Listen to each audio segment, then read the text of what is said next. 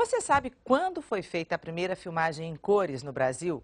O acervo de um documentarista que fez mais de 1000 filmes sobre o país ajuda a contar um pouco da história do cinema.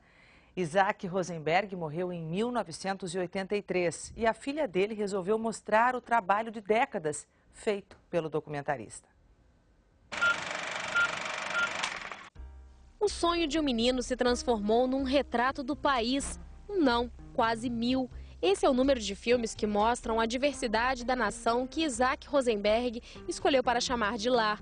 O imigrante judeu-romeno chegou à Bahia aos 15 anos. Quando ele chega a Salvador, ele começa a vender chita. Com tanta pena da situação de Salvador, no ano de 1928, que ele acaba dando o tecido, ele acabava não cobrando. Na mala, o desejo de se tornar um astro de cinema.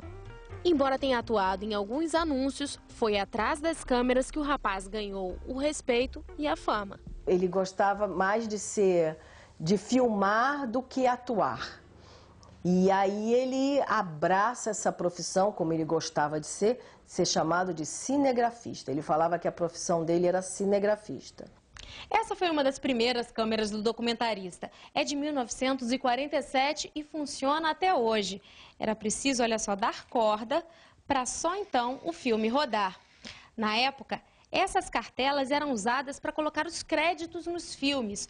Tudo que aparecia na tela precisava antes ser pintado, para só então os cartazes serem filmados. Agora, a grande realização da vida profissional de Rosenberg veio em 1955, quando usou essa câmera para fazer o primeiro filme brasileiro em cores.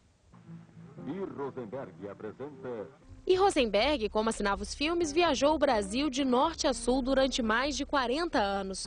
Fazia documentários que contavam a história de um país em desenvolvimento, mas nunca deixou o ser humano de lado. Se estavam construindo a obra, ele ia lá e filmava uma hidrelétrica.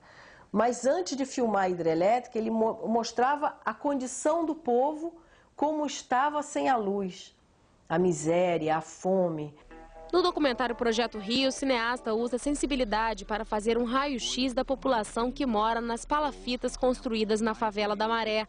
No meio desumano das palafitas, sobrevivem 1.700 famílias. Rosenberg mostra também como o meio ambiente foi destruído para que a rodovia transamazônica começasse a sair do papel. A grandiosidade das árvores que foram postas abaixo pode ser vista nesta cena. O cineasta é o primeiro que aparece na imagem.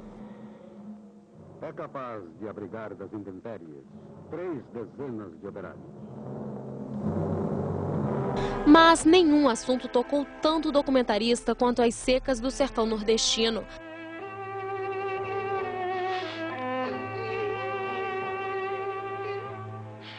A capacidade de observação de Rosenberg rendeu a ele o Prêmio Índio do Brasil em 1952.